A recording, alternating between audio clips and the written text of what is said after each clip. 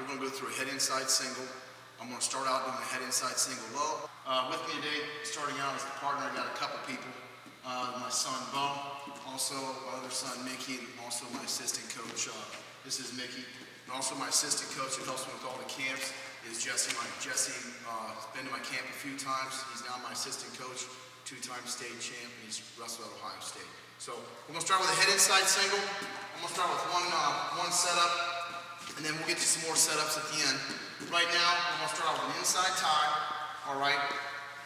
My hand comes inside. I grab his tricep. Even though my hand's outside, everyone's always talking about fighting position, staying inside. The key is there's one body part that determines inside position. It's my elbow. So my elbow's inside. Bo's just want to have outside tie here, an elbow bind. My hand is on inside tie. I do not like to have a thumb block here. I will thumb block, but I'd rather the thumb be right here at the finger. I reach over and I cup the tricep. My right hand, real simple, is just on a collar tie. So I have an inside tie, collar tie here. Now, the shot we're going to do today is a head inside single shot, and the scientific word for the shot is called an angle knee drop. From here, from the setup, from an inside tie, collar tie, I will always circle towards the inside tie. I'm circling right to the left here towards the inside tie. As I'm doing so, I'm pulling in and down on the head, elbows are in to try to break his stance. Why? Because when you really break it down, I like to attack this leg right here, his left leg. To do that, I really have to do one thing. I have to beat Bo's left arm. All right? I do that by getting out of the stance. So I got an inside tie, collar tie. I circle to the left, pulling in and down. When his head comes up, I'm changing level and direction here. When his head comes up, this is the angle knee drop. I take a step, not forward. I'm not stepping here to the side. I split the difference. All right? I step at an angle here. Now once I step, a small step, sometimes you're going to see later on that I don't even take a step. But I take a small step, and then I change direction drastically. Before I change level, this drastic direction change, my knee is going to come right in front of his foot, right here. Trail leg always swings behind. Trail leg swings right around to here. So again, the angle knee drop, all right, circle towards the inside tie, pull in and down, his head comes up, it's a small step. Small step here, an angle, there's my level change. Now I must change direction drastically. Right knee comes right in front of his toe, here. Right hand goes elbow deep, trail leg swings right around behind me. Now I just want you to see my lock. I'm not real particular on a lot of locks, but on a head inside single, I like to lock this way. I'm elbow deep. If I got a bend right here at my elbow, there's where the bend of his knee goes. I have to be elbow deep. You're going to see why here in a minute. The hand that wraps, my right hand that wraps, my palm is down, thumbs together. I like this lock right here. I don't like this lock right here. This lock, sometimes even lock a little bit higher on the butterfly lock and lock in this position. All right? Again, inside tie, collar tie, circle towards the inside tie. Here, when his head comes up, small step. Level change, even give a pull in this inside tie, right to this position. Now here's where I think guys make a mistake. They try to do a knee over toe penetration or a double leg penetration step. They do this, they step too big. Too big of a step here, they don't change direction drastically, they end up in this position like this. I do not like that at all. Right? It's also not a high crotch sweep single. It's not this right here. That's a high crotch sweep single. This is a very quick penetration step. It is exclusively used for a head inside single. Here, circle, his head comes up, change level. Now change direction drastically. We always worry about a couple things the guy can do. I hate this move, it's called a spladle. The reason why guys get spladles is because of this. If I'm in bad position, if my head is down, my leg's up, there, Bo can reach over top and come to a spladle. To stop that, real simple, two things, head up, trail leg swings around behind you, and you must lock elbow deep here. Now, first finish we're going to go through, I coach at Graham High School. I think pretty much every state champ I've had in the last 10 years, I think we've had like 35 or something like that. Every one of them's taking their guy down the head inside single at the state tournament. And the finish they used was a chase the ankle. It's my favorite. We probably drill this more than any other move at my camps, at my high school. We call it a head inside single, chase the ankle. You have to do 5 things here to get this finished. The first one is you must lock elbow deep. Here I hit the shot. Here, change level, change direction. I have to be elbow deep here. My elbow, if you see space between my leg, or between his leg and my elbow, you're not going to score here. All right? You have to be elbow deep in this position. That is number one. Number two, guys, is he's going to sprawl. When Bo sprawls, guys, I snap the ball. The ball is his leg. Just like I'm sitting on the football team, snapping the ball, the punter, I'm doing the exact same thing. I'm pulling in and down on his leg. What I want Bo's knee to do is I want his left knee to land right beside my right knee. It has to be there. If his knee is a foot away from my knee, I'm extended. Watch, he's going to sprawl. I don't pull him down. His knee's going to end up back there. Sprawl. He sprawls. His knee's far away from my knee. He's got me beat on position. So once I lock elbow deep, I know that he's going to sprawl. So when he goes to sprawl, I snap the ball, which is his leg. So number one, I hit the shot, I'm elbow deep. Number two, when he goes to sprawl, I snap the ball right here. His knee lands right beside my knee. Number three, I come off my knee and I drive to my elbow. Drive right to my right elbow. Number three, I drive off my knee. Right hip's lower than left, it will stay that way. Right hip will stay lower than my left throughout the whole move. Also, I put my elbow down right behind the leg. Real simple. The reason why I do that, it stops him from squaring up. If I don't have my elbow down there, here, he's going to square up instantly. Now it just gets me extended again. So number three, once I pull him down on number two, number three, I come off my knee, all the weight's on my right elbow, and my right hip must be lower than my left. Number four, I circle.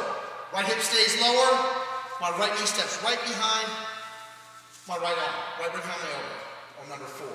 Number five is I change level. Turn this way. Number five, I change level. Number five, once I step over on number four, number five, I change level. What's the level change? Watch, my hip's going to go right down to my ankle. Here, there's a level change. Number five, I change level. Here, unlock my hands. Left hand must stay above his knee. Left hand stays above his knee. I change level. I even drop all the way to my hip. I call it a head inside chase the ankle. I don't chase the ankle anymore. I stay right underneath his hip.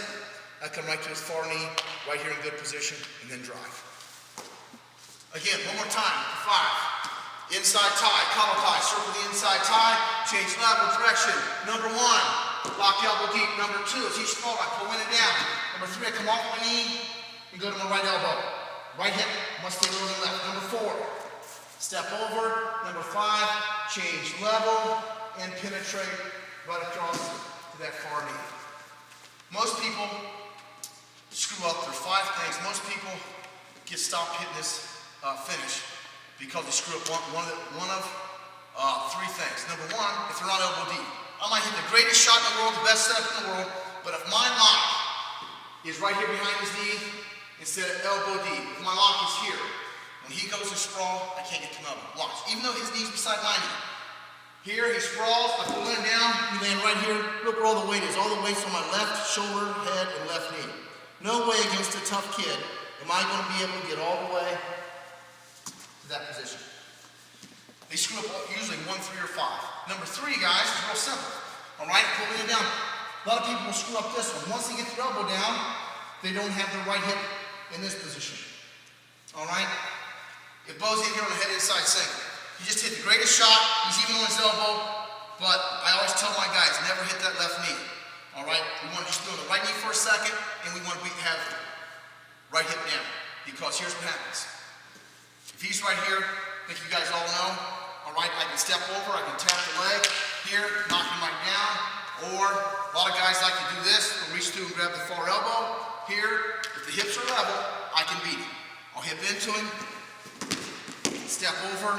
If it's freestyle, if his hips are level, if his left knee's on the mat, if it's freestyle, real simple. If, to stop all that, once he hits that elbow, if he's right there, I can't do anything. I can't reach through and grab his elbow. I can't step over and do the freestyle. I cannot get him back down to that knee. There he steps over, stays underneath the butt, there, drives across and scores. The one that gets me the maddest is if they screw up number five. All right, number five is this one right here. Once I step over, here, I have it. All I gotta do is change level and go to there. But here's what I say, a lot of high school kids, a lot of junior high kids do, is they do this. They come up around the waist. If I do that, Bo's gonna whiz me down, he's gonna square up. Now I gotta fight a front head. All because it came up around the waist. So just make sure that you don't screw up any of the 5. If you screw up any of the 5, you're not going to score the takedown. One more time. Here, inside tie, collar tie circle. Here. 1, pulling it down. 2. Right here, elbows down. Step over. Right to here. And when you get good at this, when you get really good at this move, you're going to do the first 3 all at the same time. You're going to do 3 things at once. 3 things at once. You're going to lock elbow deep. You're going to pull in down. You're going to be right there on your elbow. Watch. You're going to do 3 things at once. Here, hit the shot. Right to that position. Here's what I see most high school kids and junior high kids do, or even college guys, is they hit a shot and they pause that long. If I pause that long, he's going to win. If I just hit a shot and pause, if I hit a shot here and pause, he sprawls, next thing you know I'm on both knees, and now I'm in trouble. When you get good at this, you move that trail leg. The whole key, I always tell people the whole key to the move is my trail leg, my left leg. Watch what my trail leg is going to do. When I hit this shot, my trail leg is going to move about 5 feet. 5 to 7 feet, my trail leg is going to swing right behind me. From here to here. From here to here. And what that does is I never have to carry his weight. If I just shoot in, I don't move my trail leg, I got to carry his weight. Watch my trail leg. If I do not move my trail leg, watch what's going to happen. I hit a shot here, he sprawls, right there I'm carrying his weight. We know he's going to sprawl because that's what 9% of the guys do when you hit a shot. My trail leg's going to swing around behind me now, then I don't have to carry his weight. From here, trail leg moves a ton. Trail leg's right here, I'm not carrying his weight, he's sprawled, I'm in perfect position, right elbow's down, my right hip's lower, left hip's higher, there, step over, and finish. One more thing on this side, my right hip being lower. I see a lot of guys who do this too. It bows in here, and all of a sudden, before he goes a step over, I see a lot of high school kids drop to their knee there. They go to step over that way. That does exactly what I want him to do. If he ever hits that left knee and goes a step over, we'll hit right into it. So the whole time, when he hits the shot, right hip's going to be lower, right there, steps right over, he's going to stay underneath my hips, reach right on across, and score. My brother, Jim, beat John Smith. He's Oklahoma State's head coach, 2-time national champ, I think 6-time world champ. My brother beat John Smith in the national finals by doing a head inside chase yank. He beat him twice that year. Once John Smith beat him. Here's what John Smith would do to stop Jim's single leg. All right? My brother's on a single leg on John Smith, and my brother stepped over. And John Smith is very flexible. He'd stick his right leg out as far as he could. Here. Hand draped right down here.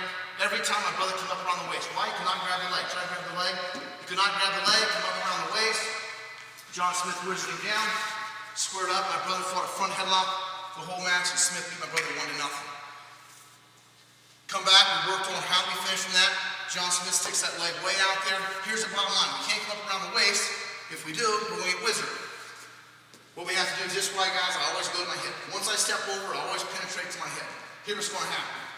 Once I hit this shot here, he sprawls here, turn this way, right here in this position. Once I step over, he can stick that leg as far out as he wants. I cannot grab it from here. I cannot grab it. We cannot come up to this position. Watch what's going to happen. I go to my hip, I keep changing level, keep circling right behind him, and now I reach. Closest thing for me to grab is right above his knee. Whizzer, he cannot whizzer, and drive forward.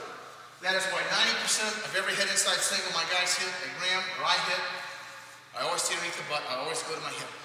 Bottom line is this is as far as I can reach. Here's as far as I can reach. But when I penetrate to my hip, look how much farther I can reach. Also, one other thing that we have to go over, I really break this finish down a lot, spend so much time on it, is this right here. It's crucial when you hit this single leg. It's crucial. A lot of coaches show this. I don't like this, all right, is once they step over, they take the left hand and they bring it down to the ankle here.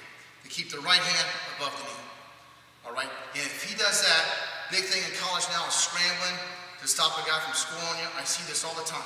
If we drop this hand down here, it's going to create a couple things I can do. A couple more things I can count on. Number one, I can shove his head down. I put my hip up on his back. Number two, I can also do the spin technique, grab the ankle, try to spin around behind him. Or number three, what a lot of my guys do, if a guy drops that hand down, if he drops his outside hand down here, They shove the head down, they high leg over. Here, they come right here, locking the crotch for a stalemate. Stalemate, or they might win the scramble there. What I like to do always, when I hit this head inside single, is I like both hands to stay above the knee. I also tell my guys to do one more thing. I tell them to curl their hand. Once I step over, if I curl my hand here, that stops him. If my lock is right on the mat, he can lift his knee up over my lock, right there. And try to beat me with a spin, I'll put his hip up on my back. If I just do something real simple, once I step over, this right here, go ahead, he cannot lift that leg up. Impossible. Plus, he can't high leg over because I got all the way on that far hip, high leg over. He can't. Then once I unlock, hand stays here, doesn't drop down, outside hand stays above the knee, and I drive across. Because in college right now, it's unbelievable, even in high school, how many guys are scrambling. If you don't do this, it took me till I was the age of 26 to figure out a simple thing, just to curl my hand. If you don't curl the hand, the guys are gonna do this. Here, spin, here, high leg over. You can shut it all down by getting the habit. When you hit that shot, just curl that wrist right there. It locks my hip out, I can't high leg over. Then when you unlock, left hand stays high and drives across. Now, the big thing guys are doing now in college, high school, and it's even worked its way down into elementary and junior high, is when Bo hits a head inside single, here, guys are going to come to a thing called a closed wizard. Before he steps over, wrestlers are going to do this. They're going to reach down, come to a wizard position, they're going to reach down, and they're going to lock right here on their shin, this position right here, all right? It does not matter whether your lock's above, or if by chance you reach your lock and it's below. They're going to come down to the thing we call a closed wizard, and what actually happens from here is I end up putting my right leg up, I throw my hip into him, it forces him down to both knees. He cannot chase the ankle because I got his shoulder out front of my leg. I do this right here, this position here. All right, now from that position, I hate a thing called a limp arm. Limp arm is my last option I'm going to go to. I think the only one limp arm is, if Bo steps over, step over, all right, post your left hand on the mat. Now if he goes to limp arm, the new rule in high school we made 2 years ago, if Bo goes to limp arm, go to limp, I can just catch his arm here. Right here is 2 for me, even this is 2 for me. So I really dislike the limp arm. It's real simple if he goes to limp. If he goes step over, there, if he goes to limp, I just tip into it, trap his arm here, catch it with my other hand, post it. Here, or behind here is 2 for me, all right? I picked this technique up off of Lincoln McElravy, 3-time national champ for Iowa. Put your butt towards him. When I saw him do it, and I've been showing my whole team, and now we're just killing people with this, but we get a ton of takedowns off this. Why? Because so many people close wizard. A couple things you have to do right on this move. When I'm in here, he gets a closed wizard. He has a closed wizard here. He's got his legs sticking way up. I don't care how far up he has it in that position there. What I'm going to do is this. Left hand post from the mat, my right hand, my inside hand goes from his knee. Watch what it does. It turns down. I lift up my knee. It comes right underneath to the outside of his foot, right here. Right here on his pinky to the outside of his foot. So again, I hit the single, he closed wizards. Here, turn my hand down, lift up my knee, and come right to the outside of his foot. From this position, here's the whole key. I'm going to take my free hand and put it right back here by his foot. Free hand comes back to his foot, and my head comes back to that foot. And then I'm going to circle around, and I'm going to step all the way over. All right? We know that we never step over on a wizard from this position. I can go to my back, and Bo never steps over from that position. All right? We're going to step over because it's a low. I'm still underneath the hips. So once I get to this position here, I run my hand and head right back towards his foot. So I'm doing that, I'm circling. And then I step up as high as I can. I step up as high as I can, and my right knee blocks his hip. Some guys like to throw the leg in there. Here's the whole key. Once I step up and block his hip or throw a leg in, I must drive forward. My trail leg is right between his legs. I drive forward this way here. I drive forward. Keep the closed wizard. If he keeps the closed wizard and I drive forward, my arm limps right on out. Here. For the leg riders, they throw the leg in, now they have the leg in. I usually just do this. I circle around, get on all fours. I just circle around and step over high. I circle all the way around here, and I do this. Right here. I still want that trail leg between his feet, splitting his legs, and I have to drive forward. If I don't drive forward, that's when he can throw me to my back. So again, here, he's got a closed wizard. Turn my hand down, lift up my knee, come right to the outside of his foot. From that position, I take off running, I drive forward.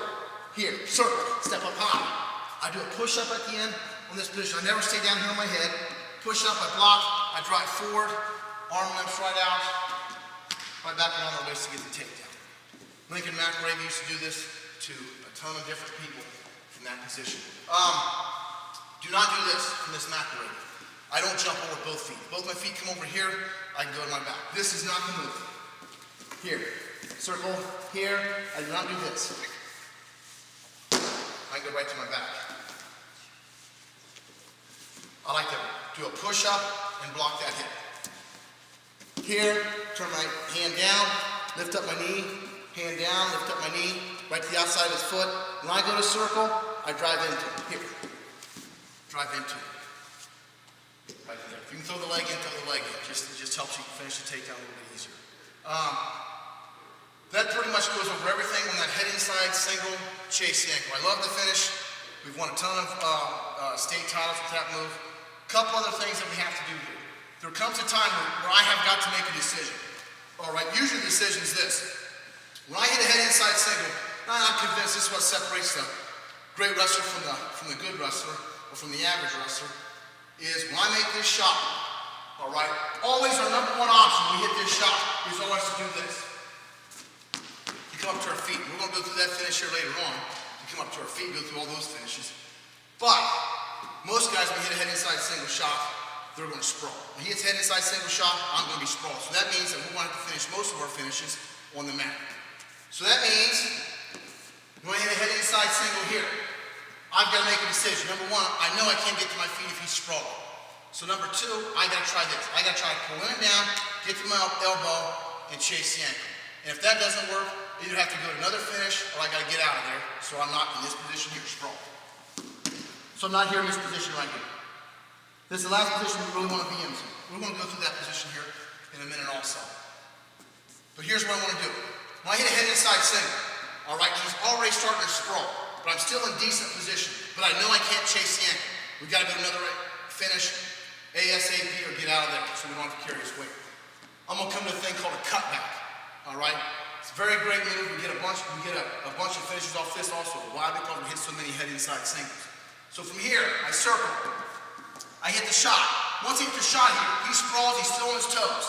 Here he sprawls. I got to make a split-second decision. I know I can't get to my feet. I don't think I can pull him down and get to my elbow. So that means I either got to do another finish or get out of here. What we go to is called a cutback. Now watch what I'm going to do here. A couple of key points here on this cutback. A cutback is this. Right now, if you notice, my right knee is aimed this direction. I'm going to change level and direction again and penetrate in. I will stick with a head inside single, not go to double leg from here, even though it looks like I'm going to. Trail leg, squares back up, watch the right knee, watch the direction, it changes. Here, now my right knee went from this position to that position. Here, I'm changing level, look at my head. Head's coming right out like a double leg, but what I want is I want to stick to a head inside single. My right elbow will come right back to my stance. This is the whole key part, stay right there, Bo. I gotta get all the weight to come to this hip and this leg. Watch my right elbow, what it does. It comes right back to my stance. Everything in wrestling comes back to our stance. When I do that, watch what happens. I change level and direction, I pull right in here. All the weight just shifted to his left hip. Now I'm real low here, that means I can lift. Look at the level change. My butt cheeks are on my heels, are almost on the mat. From here, I just explode up, here, and finish with what we call a cutback. Again, the key is I'm not stopping. That's the whole key. If I stop in wrestling, it's the good guy's going to win, or he's going to wear me out. So once I hit this shot, I make a split-second decision. I cannot chase the ankle, so I'm going to go to a cutback. From here, I hit the shot, hit the single here, he sprawls. He's still on his toes. I'm starting to get extended. Instantly, I change direction. My left leg comes up, watch my knee. My knee changes direction, I come right back into it. Here, and then I change level, but the whole key is my head and my right elbow. My right elbow comes right back into my side to get all that weight, this hip here. Here. All the weight's there, now I can lift him, explode up, lift, and finish with a cutback. If I go to a double leg, I think I'm gonna get in trouble. Here's the reason why. Let's roll. If by chance, right there, if I don't get all that weight to this hip, and I go to double leg, here's what's going to happen.